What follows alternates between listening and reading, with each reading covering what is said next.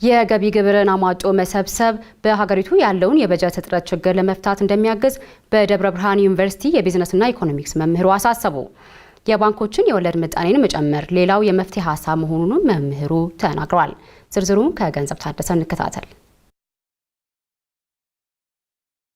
ለ2016 በጀት ዓመት በአጠቃላይ 801.65 ቢሊዮን ብር በጀት በህዝብ ተወካዮች ምክር ቤት መጽደቁ ይታወቃል። ይህ በጀት ሀገሪቷ ካሉባት ተደራራቢ ችግሮች አኳያ በቂ ያለመሆኑን የዘርፉ ምሁራን ያነሳሉ። ይህን ችግር ለመሻገር የገቢ ግብርን አሟጦ በመሰብሰብ ለልማት ማዋል ዋነኛ መፍትሄ መሆኑን የሚያነሱት በደብረ ብርሃን ዩኒቨርሲቲ ቢዝነስና ኢኮኖሚክስ ትምህርት ክፍል መምህሩ ዶክተር አበራ ባይሳሳው ከዚህ በፊት የነበረው ነባራዊ ሁኔታ ግብር በአግባቡ ሲሰበሰብበት እንዳልነበረ ማሳያዎችን አስቀምጠው በዚህ በጀት ዓመት ግብርን በአግባቡ መሰብሰብ አስፈላጊ መሆኑን ያስረዳሉ። ሰባሰብ እንትናችንን ስናየው እንደሀገር በጣም ዝቅተኛ ነው።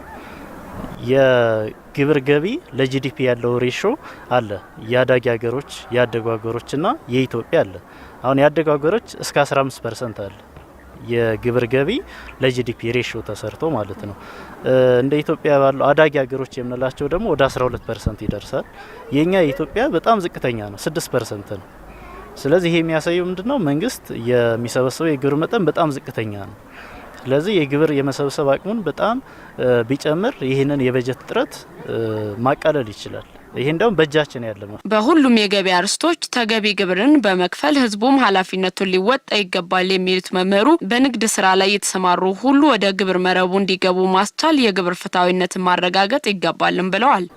አዳዲስ ተጨማሪ ግብሮችን መሰብሰብ ሊሆን ይችላል። አሁን ሰሞኑን እየሰማ ነው የፕሮፐርቲ ታክስ የሚባለው፣ እሱም አንድ መፍትሄ ነው።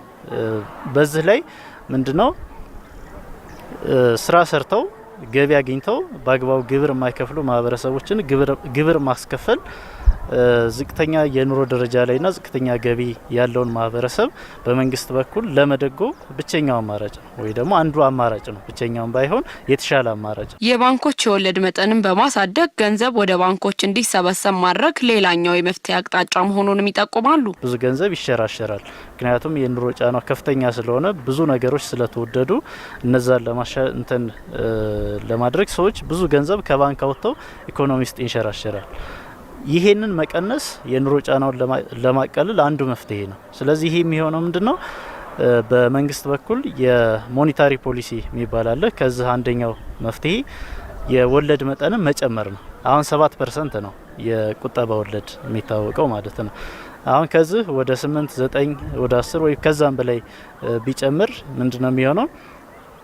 ሰዎች ኢኮኖሚ ውስጥ የሚንቀሳቀሰውን ገንዘብ ወደ ባንክ እንዳያመጡ ሊያደርጋቸው ይችላል።